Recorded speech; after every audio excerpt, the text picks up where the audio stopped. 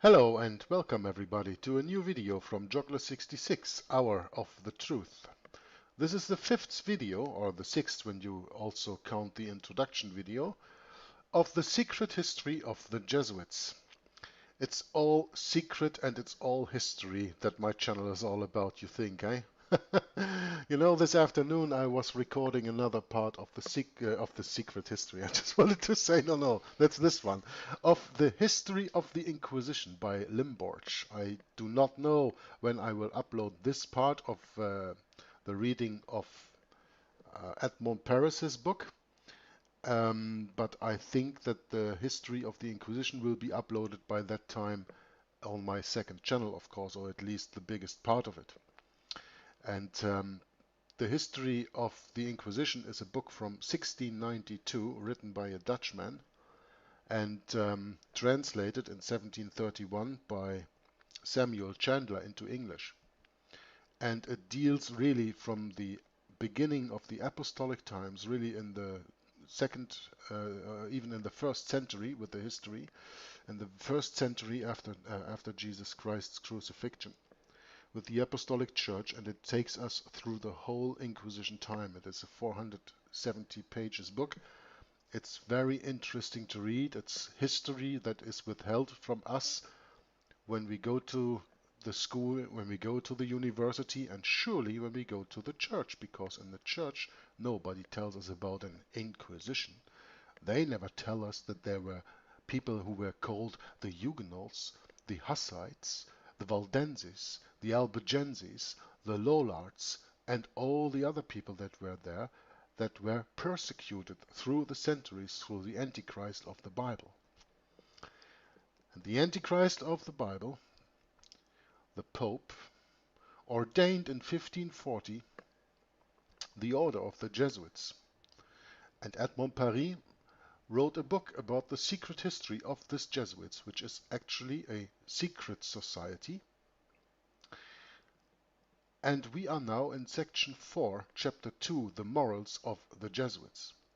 But before I start reading, I want you to make acquaintance with a brother in Christ of mine who is joining me today in the recording of the reading of this book, The Secret History of the Jesuits.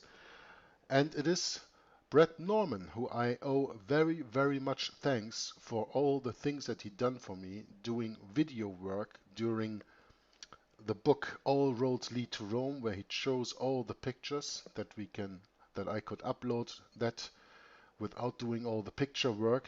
And we are doing other things together, like this wonderful video, This Side Jordan, and probably the Jeremiah 5 by then is also out, that I just recorded a few days ago.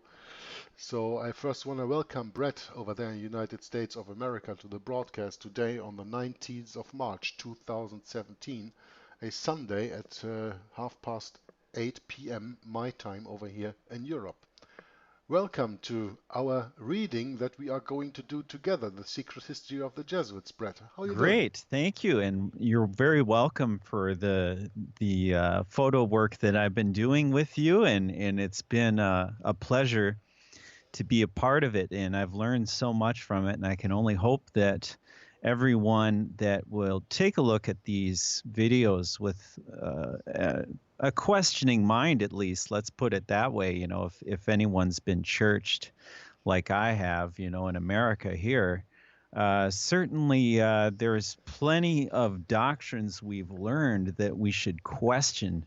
And, you know, certainly ecumenism is a major, major wolf in sheep's clothing that has been, you know, accepted and tolerated in various forms, perhaps.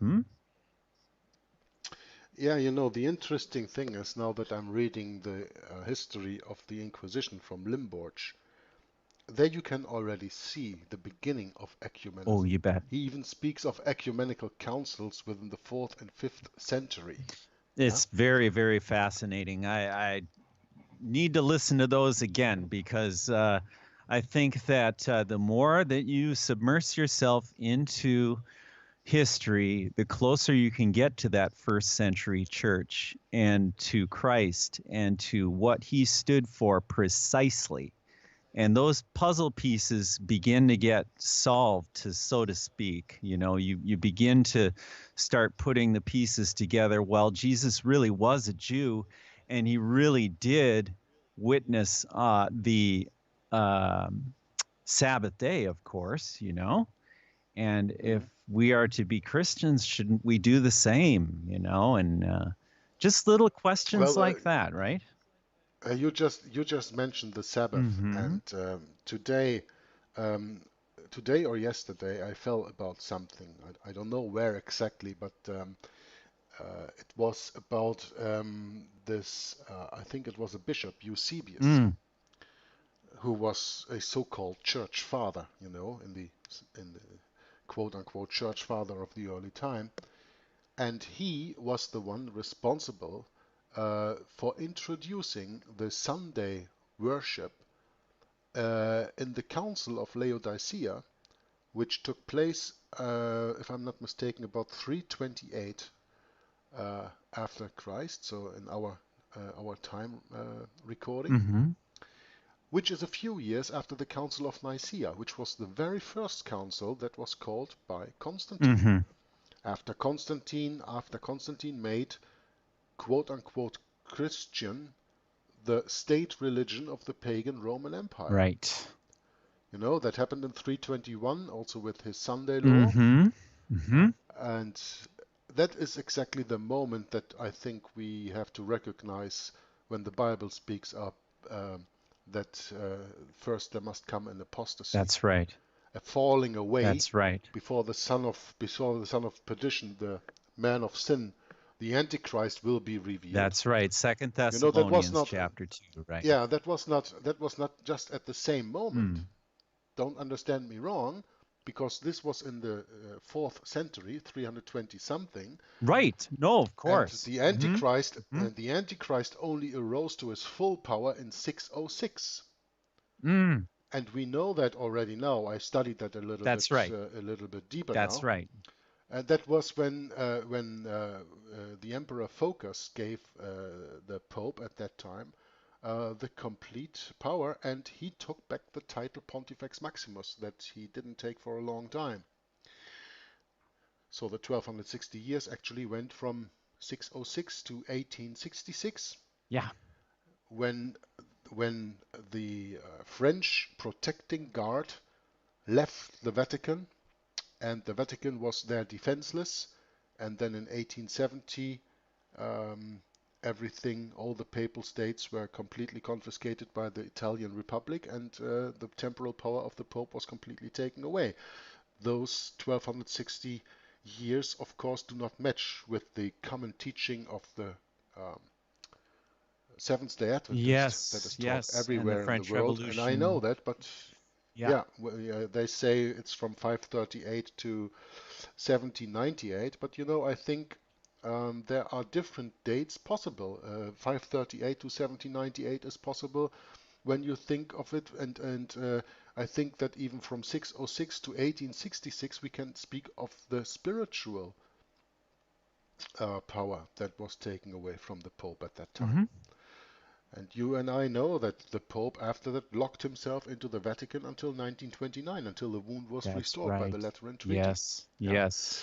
But coming back to what we were talking about, Eusebius, that I just learned that he was instrumental in the Council of Laodicea in 328 to introduce the Sunday worship. Mm-hmm. And whenever you go in that book, The History of the Inquisition, and the different church councils are mentioned, they always come back and say, the Council of Nicaea, the Council of Nicaea, that is where everything began. And that teaching that was manifested in there, the Catholic dogmas that were manifested in there, are the Catholic dogmas that all other councils later have to adhere to.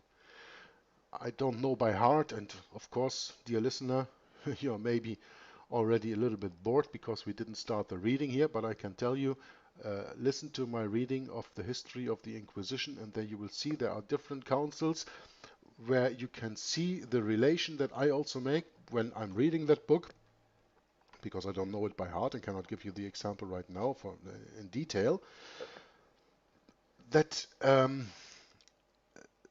the Council of Trent from the Jesuits in 1545 was one thing, and the Second Vatican Council in 1963 to 1965 was another. And you know, at that ecumenical council in the 1960s of last century, they only confirmed everything that was made dogma and anathema in the Council of Trent 400 years before that time. And by going through that book, History of the Inquisition, it is the same when you see that one council and that council and that council, and they all go back to the Council of Nicaea. It's actually the same, that in all the later councils, the dogmas and the politics and everything that was decided in the Council of Nicaea is just being confirmed. Interesting. You see? Yes. So that's about the same history that we only knew, I'd like to say, from the Council of Trent and the Second Vatican Council, but that already is a story that is much longer going on. And that reminds me, of course, of saying, well, there's nothing new under the sun. Right. There's nothing new under the sun. Yeah. But anyway, that is a very interesting history study to do the reading of that book, The History of the Inquisition by Patrick van Limborch. And I advise anybody who listens to this video to look the playlist up on my YouTube channel. It's on my second YouTube channel, but the playlist will be put in the description box of this video also, so you can easily click on that and look that up. But for now, I would like to start reading the Morals of the Jesuits, except, of course, Brett, you have another little remark before we start here. And you know, of course, that you are invited to interrupt me at any moment with my reading. Well, you know my little remarks. Give a comment and that we can discuss this or that a little bit. So yeah. I'm looking forward to that. So do you have something that you want to remark for right now, or shall I start the reading? Well, I do want to remark, but I know better. Let's start the reading. You know better. Yeah, because you know these little tangents end up in the little fissures, and then the fissure just gets bigger and bigger and becomes a long discussion. So okay, please. So then I'm going to start now with the Morals of the Jesuits. The conquering spirit of their society, the burning desire to attract consciences and hold them under their exclusive influence, could only induce the Jesuits to be more lenient with the penitents than confessors of other orders or the secular clergy. We do not catch flies with vinegar, rightly says the proverb. As we have already seen, Ignatius of Loyola expressed the same idea in different terms, and his sons drew their inspiration from it. Quote, "The extraordinary activity deployed by the order in the field of moral theology already shows that this subtle science had, for him, a much greater practical importance than the other sciences." Unquote, from the Book of Burma. But I will not always tell you where that citation is taken from. You can look that up for yourself. It's just a quote from Burma, who we already cited numerous times in this book. Mr. Burma, the author continues, who wrote the phrase we just quoted, so you didn't even need me to tell you that, reminds us that confession was very rare during the Middle Ages, and the faithful resorted to it only in the gravest cases.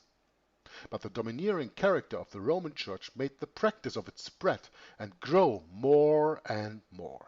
In fact, during the 16th century, confession had become a religious duty which had to be diligently observed. Ignatius considered it most important and recommended to his disciples that as many of the faithful as possible should observe it regularly. Now, there is a book written from an author that you all probably know, Charles Cheniquy, who wrote the fantastic book 50 Years in the Church of Rome.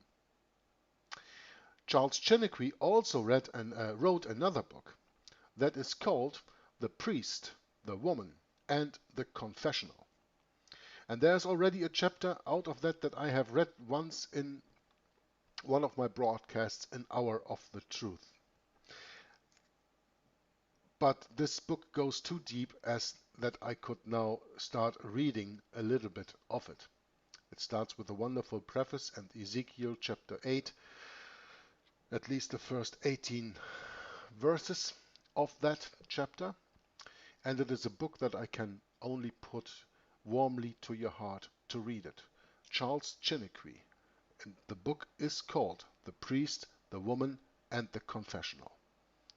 You can get that book for free on the internet as a PDF, and when I think of it, I will put the link that you can download it for yourself even in the description box of this video. Something that Tom always says, Tom Fress from Inquisition Update, when he does his reading and he speaks about the confessional, is that confessional is the backbone of the Roman Catholic intelligence agency. And we live today in the 21st century where we have so many quote-unquote intelligence agencies. They are all spies. And they all do exactly that, what the priests did throughout the centuries. And because people today do not attend churches anymore, the Roman Catholic Church depends on this quote-unquote intelligence agencies to supply them with the knowledge they would otherwise have gotten through their Roman Catholic priests and their confession box. So I don't want to go into any further comment here, and I don't think that Brett has something to say, otherwise I would have heard him already. Right. Well, I was just thinking, if you think in terms of technology, this is certainly true. And now we have these supercomputers, and a supercomputer can crunch through loads and loads and loads of data. And it can search for terms, it can search for things. Now, if we digitize all the voices and then we have speech to text conversion, we can search all those terms in all these conversations, and you put 2 and 2 together and you can figure it out for yourself pretty easy. So that's my only comment. Interesting, yeah. Okay, so I'm gonna continue reading, but I really put it warmly to your attention that you get the book, The Priest, the Woman, the Priest, and the Confessional by Charles Chiniquy, and read that. It's not that big a book. The PDF file is about 140 pages, so that's something you can read through in 2 or 3 days. Now the author continues in The Secret History of the Jesuits at Montparis. Quote, the results of this method were extraordinary. We are speaking about the confessional, okay? The Jesuit confessors soon enjoyed everywhere the same consideration shown to the Jesuit professors, and the confessional was considered by all as the symbol of the order's power and activity, as were the professorial chair and the Latin grammar. If we read Ignatius' instructions regarding confessions and moral theology, we must admit that, from the beginning, the order was prepared to treat the sinner kindly, that as time went on it showed more and more indulgence until his kindness degenerated into slackness. We can understand easily why this clever leniency made them such successful confessors. This is how they won the favors of the nobles and high-ups of this world, who always needed the condescension of their confessors more than the mass of ordinary sinners. The courts of the Middle Ages never had any all-powerful confessors. This characteristic figure appeared in the life of courts only in the modern times, and it is the Jesuit order which implanted it everywhere.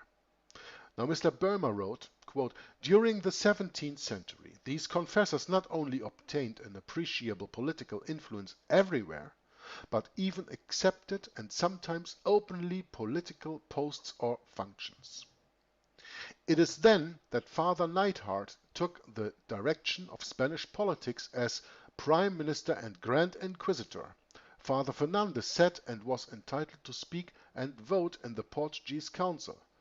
Father Lachaise and his successor held the function of ministers for ecclesiastical affairs at the court of France. Now allow me please that I'm going to do a little bit explanation of who Father Lachaise was. We are speaking of the confessor of King Louis XIV of France. The Sun King, as you probably know him also. This confessor, Father de la Chaise, which is his correct name, de la Chaise, not Lachaise, de la Chaise. This confessor of Louis XIV got the King Louis XIV through the confessional that he learned of his misdoings and his incest with a family member. I think it was his daughter-in-law or stepdaughter that he had sexual relations with, Louis XIV, that he confessed in the confession box, that Father de la Chaise said, I cannot forgive you for these sins. And with that he put the king in such a dilemma that, of course, he could blackmail him. And Father de la Chaise did just that. And he got him so far to revoke the Edict of Nantes. The Edict of Nantes that was introduced in the end of the 1400s by, I think, if I'm not mistaken, King Henry IV of France, and that gave the Protestants in France, especially the Huguenots, freedom of religion, the freedom to worship their God, which was and is the God of the Bible, in the way that they wanted to. Father Lachaise blackmailed Louis XIV by saying that he can only be forgiven this venial sin if he revoked the Edict of Nantes and persecuted the Protestants, or as Rome likes to call them, the heretics, out of France. That led to a slaughter of thousands and thousands of Huguenots and the fleeing of almost of 500,000 of those Huguenots into the other countries that surrounded France. Not only in the Netherlands, not only Germany,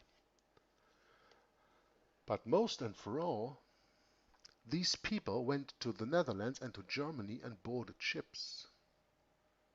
And do you, my dear American listener, have any idea where these ships were heading to? The New World. That part of the world that never saw the gospel, and where the Antichrist did not reign and persecute at that time. America.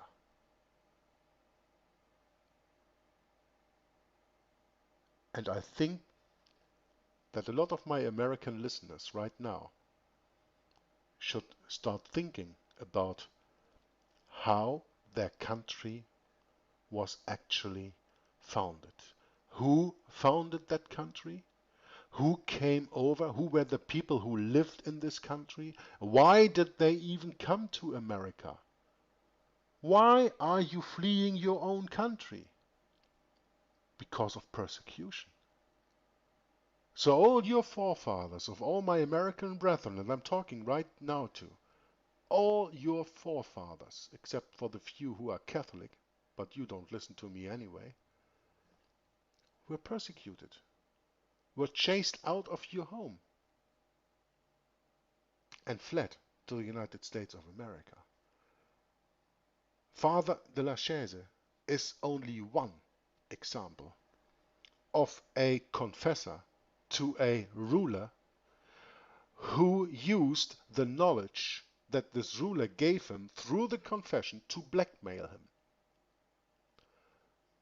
This is something that has been taken so far that more than 70 countries in the history of the Jesuit order expelled them because of their meddling with politics, first and for all through the confession box.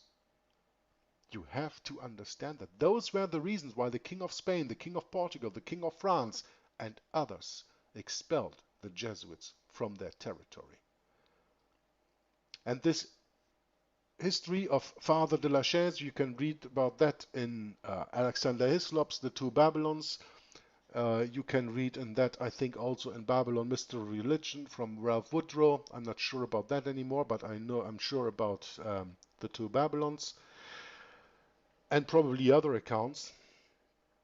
And there you see why history is so important.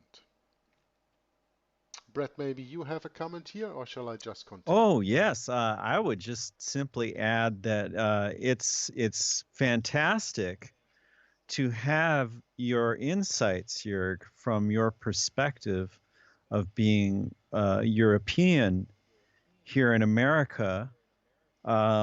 This is one of the huge benefits that I see in what you're doing, is because we've been stripped, and so perhaps Europe has been stripped of this history. And well, from whatever perspective we come at it, we see differently. We see things differently. And certainly, I've been to Europe, and when I went to Europe, it really was a shocker, because there's just so much to take in so quickly. And well, that's about all I can say is thank you very much for your insights into this, because this is very significant. Yeah, all these things that I've just said is nothing that I've learned in school over here in Europe or in universities or wherever. It's what I got from books Mm-hmm. that I only got interested in because I was saved by Jesus Christ. And he told me to look into these things. And it's that spirit that leads me into doing all this research and doing these book readings, which I do not only for my pleasure, but certainly for the pleasure of the Holy Spirit and the pleasure of the people who want to listen to this. That's right.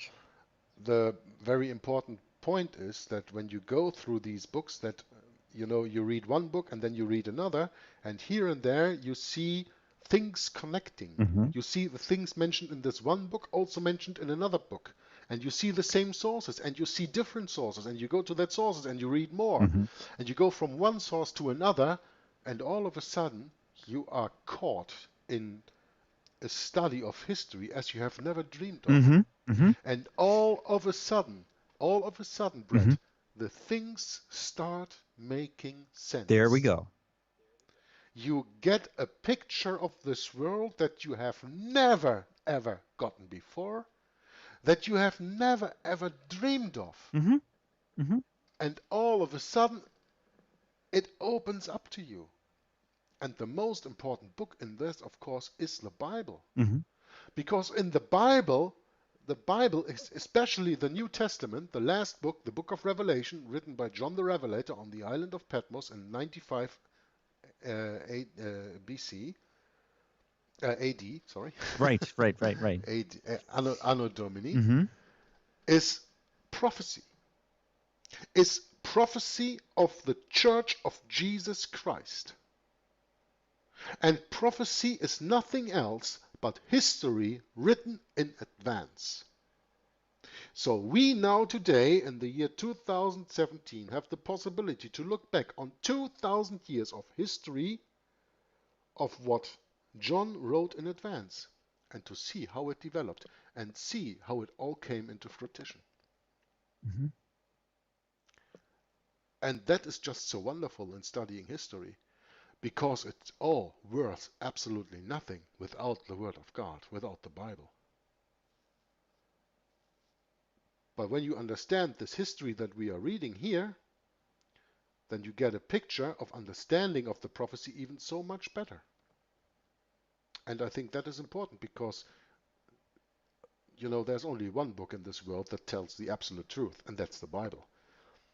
The absolute truth is not to be found in the secret history of the Jesuits. The absolute truth is not to be found in All Roads Lead to Rome. The absolute truth is not to be found in the global Vatican. The absolute truth is not to be found in the history of the Inquisition. The absolute truth is only to be found in the Bible. Mm-hmm.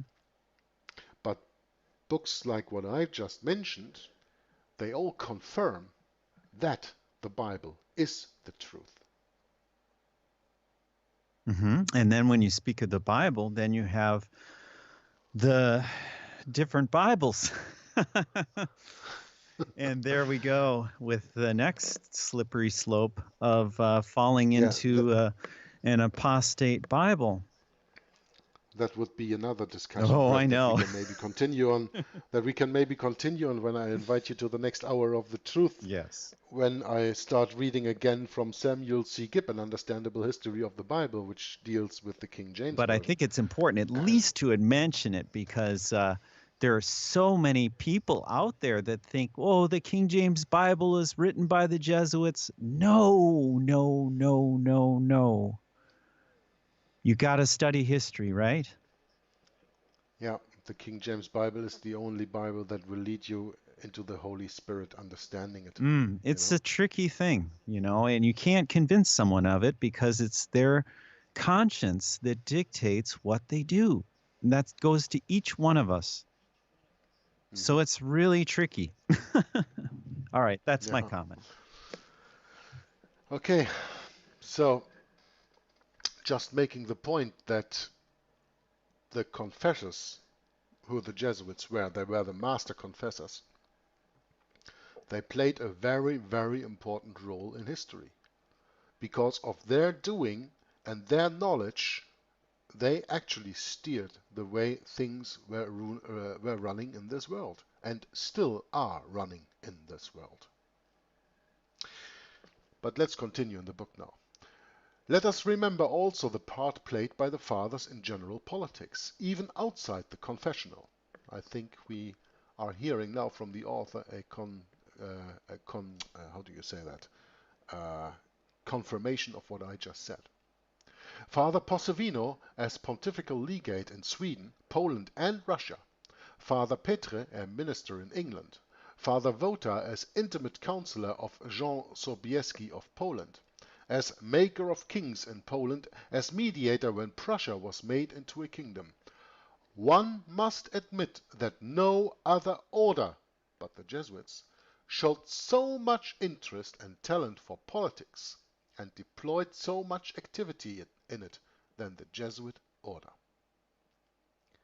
If the indulgence of these confessors towards their august penitents helped greatly the interests of the order and the Roman Curia, it was the same in the more modest spheres where the fathers used similar convenient methods.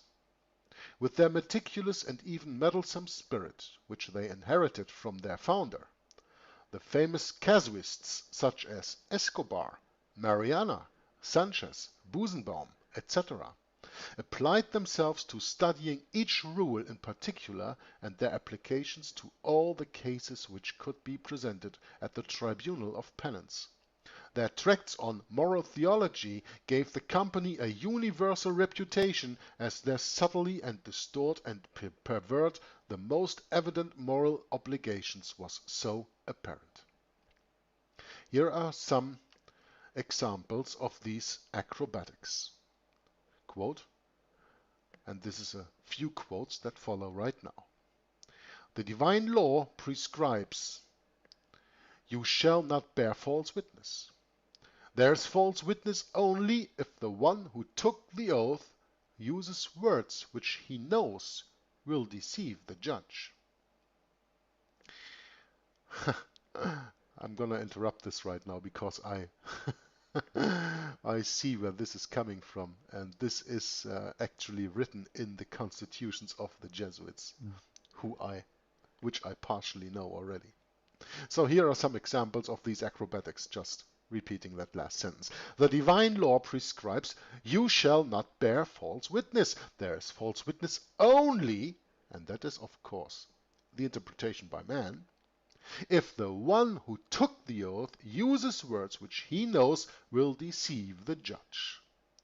The use of ambiguous terms is therefore allowed, and even the excuse of mental reservation in certain circumstances. If a husband asks his idolatrous wife if she has broken the conjugal contract, she can say no, without hesitation, as that contract still exists. Once she has obtained absolution at the confessional, she can say, I am without sin. If, while she says it, she thinks of that absolution which took the load of her sin. If her husband is still incredulous, she can reassure him by saying that she has not committed adultery, and if she adds, under her breath, adultery, she is obliged to confess. Unquote. Well, we are speaking here of an example of a woman who betrayed her husband, but I cannot help but think of a husband who betrayed a whole nation with the same mental reservation. Brett, do you want to say the name, or do I have to say the name? Oh, goodness. I'm not thinking. Go ahead, please. I did not have sexual relationships with that woman. Of course, Clinton. William Jefferson Clinton. Yep. Yep. I forgot. Oh, yes, of course. Monica Lewinsky. A prime example, if you do not understand what casuistry and sophistry and mental reservation is the former American president, William Jefferson Clinton, Jesuit trained at Georgetown University. It is not hard to imagine that such a theory was successful with their beautiful penitent ladies. No, that is not hard to imagine. In fact, their gallant escorts were treated just as well. The law of God commands, you shall not kill. But it doesn't mean that every man who kills sins against this precept. For example, if a nobleman is threatened with blows or beating, he can kill his aggressor. But of course, this right is only for the nobleman and not for the plebeian, as there is nothing dishonorable for a common man to receive a beating. Now, let me ask you, first of all, what happened to the Bible expression, do harm to no man, as Jesus commanded? And second of all, according to the Bible, we Christians are all brethren. There is no nobleman and plebeian.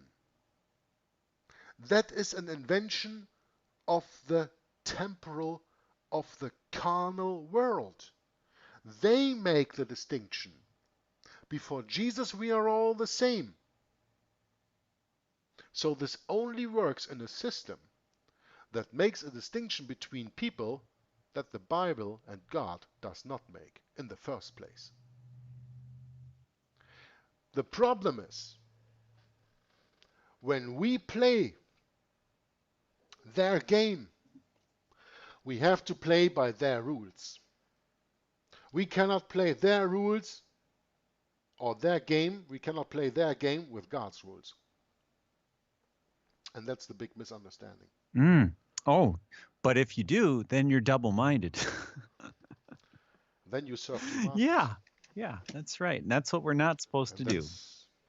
And that's what you cannot do. Well, a drunk man can do it pretty easily, I would think.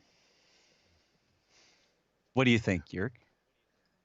Well, my point being, I'm just joking, you know.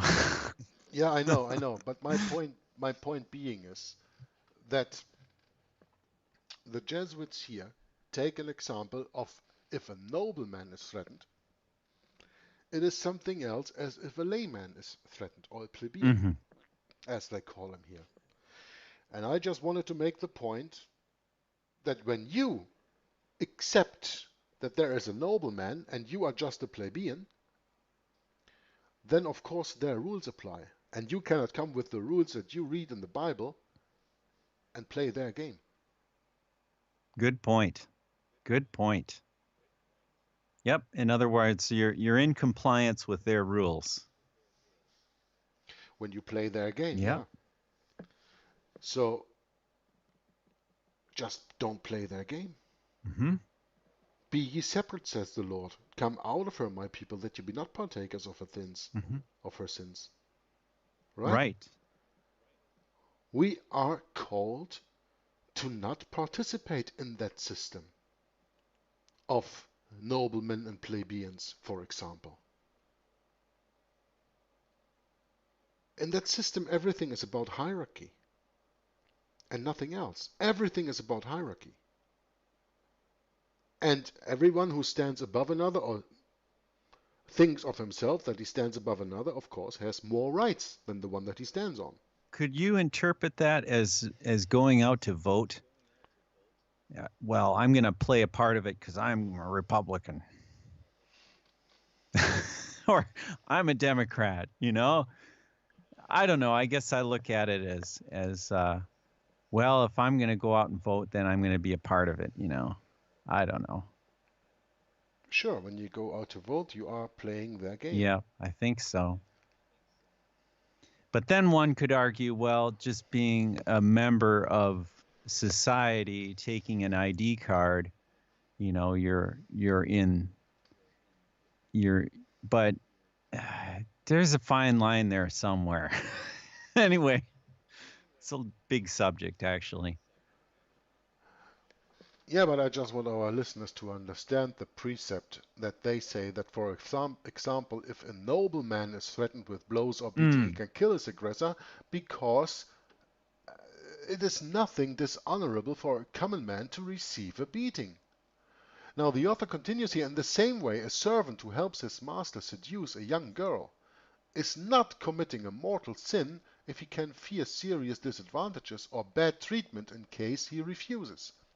If a young girl is pregnant, a miscarriage can be induced if her fault is the cause of dishonor for herself or a member of the clergy, means of the church. Mm-hmm. As Father Benzi, he had his hour of fame when he declared, quote, "It is only a slight offense to feel the breasts of a nun," unquote. And because of it, the Jesuits were nicknamed the mammillary theologians.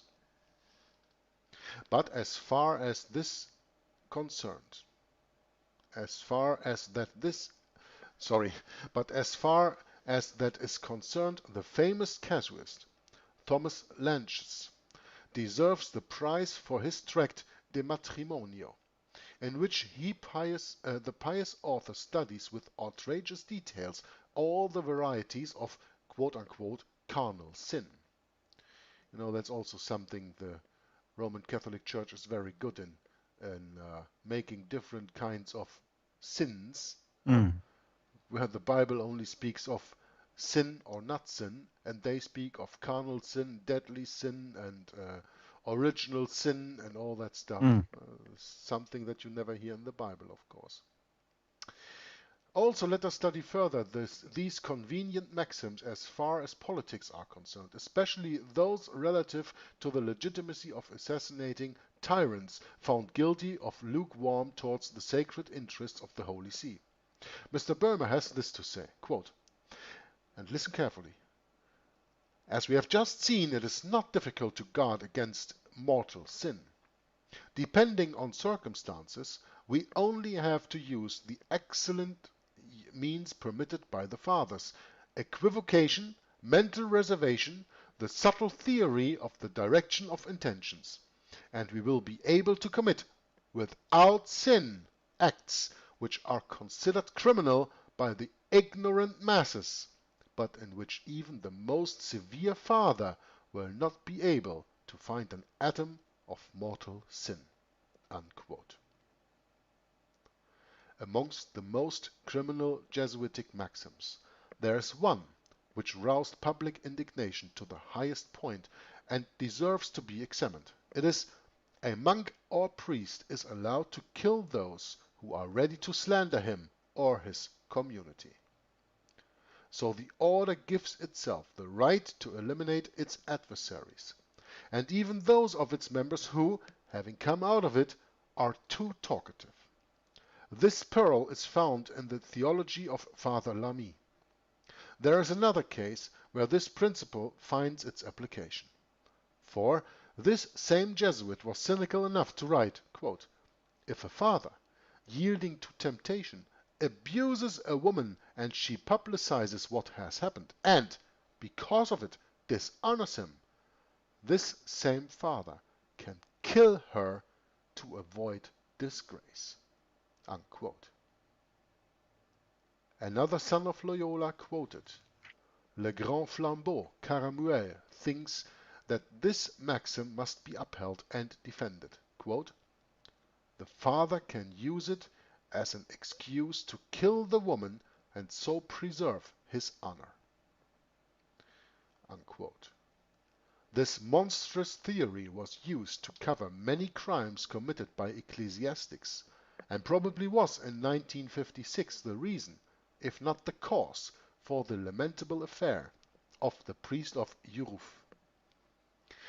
Now, dear listener, you of course have probably no idea, as I did not before I looked it up, what the affair of Yuruf was, or even what Yuruf was. Yuruf itself is a place that is in the north of France, in a region we call Alsace. And that region of Alsace has long time belonged to Germany, and then France again, and then Germany again, and then France again, and now of course it belongs to France at the moment. And when you look the case of the priest of Yuruf on the internet, when you look that up on Wikipedia, it is not possible to find a German explanation for this case. It is not possible to find a Dutch explanation of that, because when you click on the Dutch language in the page of Wikipedia where you want to read that, it just opens the part where it explains where Yuruf lies and not about the case that I'm just reading to you. Now, the case that we were just reading in the book here was that this monstrous theory that a father can use it as an excuse to kill the woman and so preserve his honor, this theory was used to cover many crimes and probably was in 1956 the reason, if not the cause, for the lamentable affair of the priest of Yuruf. Now, what was the affair of the priest of Yuruf? The scandal of the priest of Yuruf is a scandal that was in the news in the 50s of last century. It deals with the crime committed by the Catholic priest Guy Desnoyers. A peasant's son, Guy Desnoyers, was ordained a priest in 1946. In July 1950 he was appointed parish priest in Yuruf. He was a very active priest and rather appreciated by his parishioners, and won fame for organizing young boys of the area to a soccer team. However, at the same time, Guy Desnoyers had relationships with several women. In 1953, he conceived a child with a 15-year-old girl, Michelle L. He persuaded her to give birth secretly and to abandon her child in 1956, he had another relationship with Regine Fay, a 19-year-old girl from Yuruf, whom he seduced in the theater activities he had created. She also gets pregnant. Desnoyers was able to persuade Regine's father that her lover is a young man of the village gone to Algeria to fight. Regine promised to keep the secret about the father, but she refused to give birth secretly. Now, on December 3rd, 1956, a few times before the expected day of delivery, Guy Desnoyers got frightened and, on the road, shot his mistress in the head. Then he disemboweled her to do a caesarean and extract the female child which she bore. He baptized, then killed the baby.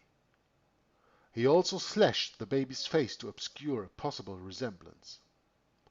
The day after, he helped to search for the bodies, claiming that he knew the murderer but was unable to expose the murderer because of the obligations imposed by receiving secret of confessions.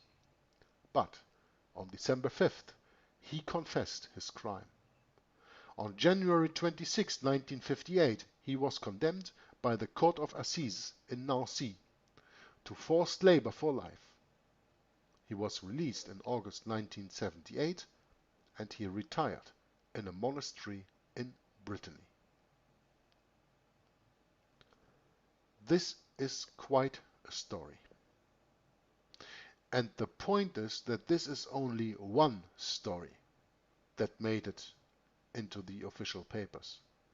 And a story that today is very much suppressed, because look it up, the scandal of the priest of Yeruf, or use any other search words on the internet, and you will not find very much information on this. And as I'm saying, this is only one case that we are speaking about. One that came to light. And we all know why Pope Benedict XVI resigned, right? Because of the child molesting, pedophilia agenda of the Roman Catholic Church. And that's why he still is in the Vatican, because when he steps outside, then there would be a possibility that the police could get a hold on him. But as long as he's protected by the church, they can't. They are all protected by the church. I mean, you just heard it. This Guy Desnoyers was sentenced to labor for life. But he was released in August 78. So that's for 20 years that he sat there for labor for life. And then he retired in a monastery in Brittany. There is no justice from the Roman Catholic Church. There is no justice in the system of Antichrist. And I think this was a prime example. Mm-hmm. And also because we are approaching an hour of broadcast, I think that it is better to finish this right here. It was interesting. It was shorter than I planned. But on the other hand, if we're going to continue now, we are doing 2 or 3 hours in once, and I think that is a little bit too much. But I very much like the reading of the morals of the Jesuits, and I hope that Brett will join me another time with the continuation of the reading of the book, The Secret History of the Jesuits. And thank you, Brett, for coming, and I'm looking forward to some closing remarks. Thank you. Yes, and that's a very interesting article and shocking, because certainly the church and its immoral actions are reflected everywhere around the globe here in the world, and there's no exception here. There's a huge scandal going on here in Minneapolis, St. Paul, where I grew up, and certainly, it maybe it's a divine warning from our Lord that we're dealing with the Antichrist. So, on that note, yeah, the Antichrist is here. Yeah, he is. The Antichrist is a woman, alive and well. Alive and well. It is the Roman Catholic Church. It is not some future Antichrist who will come just 7 years before Jesus Christ returns. That's right, and we got to be reminded of that. And if that means that these scandals continue, then that means that people are not acknowledging the truth. I mean, well, that's something new. It's a reflection of it, isn't it? Yeah. Yeah. You know, everybody considers honesty a virtue, but nobody wants to hear the truth. Isn't that the case? But I'm very glad to join you again, Jörg, and I look forward to the future here, provided that we have a internet to come to and a home. And things continue the way they've continued for the past years. I think we should be able to finish this book. And thank you for inviting me in, and bye-bye for now. Okay, thank you, Brett. And dear listeners, okay, this was this very short section on the morals of the Jesuits, where actually on the morals of the Jesuits you can write complete, not books, but complete libraries, actually on the missing of the morals, because they do everything to say that they have morals, when actually when you meet them on the standard, which is the Bible, they do not have any morals at all. Thank you very much for watching and listening, and I hope to see you next time for the 6th recording of The Secret History of the Jesuits by Edmond Paris. And until then, Joggler66 from Hour of the Truth says God bless you, signing off, and bye-bye. Especially I work in dealing with the infiltration of churches and religious institutions as well as government. That cover a tremendous number of institutions. And the purpose of that infiltration was what for? Well, the purpose is what the Roman Catholic system has all the time as her own purpose, is to infiltrate, to penetrate all the areas of life where the Roman Catholic can have control and access for the coming world government. Simply put, this country and this world benefit from your commitment to Jesuit principles, to being men. As a graduate of another great Jesuit institution, Xavier University, I have great affection for the value and purpose of the Jesuit education. What that means is, in preparation for that world government, the Roman Catholic institution, especially since the establishment of the Jesuit order in 1541, to all these 500 years, they've been in preparation and through infiltration and penetration of every level of society in order to take over the world politically and religiously. What a beautiful day the Lord has made. Holy Father, on behalf of Michelle and myself, welcome to the White House. There are two doctrines that define very well these dangerous goals of the Roman Catholic institution. Two doctrines define this very well. One is called the doctrine of the apostolic succession, and that is dealing with the papacy. And the other is the doctrine, the temporal power, and that is dealing with world government. Of course, both, because you can see that even the Pope and his own individual office, he meet those requirements. He is not only the head of his church, as he called himself, John Paul II, the present Pope. He said he is the pastor of his church. He is not only that, but he is the head of his state. It is a sign, perhaps, of how far we have come in this country that today's news of formal recognition between the governments of the United States and the Vatican did not create a furor. Once upon a time, it would have. Once upon a time, and not all that long ago, it did. From the time of President Washington, there was the first president to be utilized by the Jesuits. If you were not aware of that, President Washington already was initiated by the Jesuits to bring about the first communication with the Vatican ever known in this country. From there on, President Reagan, to all this time, President Reagan has come to fulfill the greatest moment in the history of this conspiracy,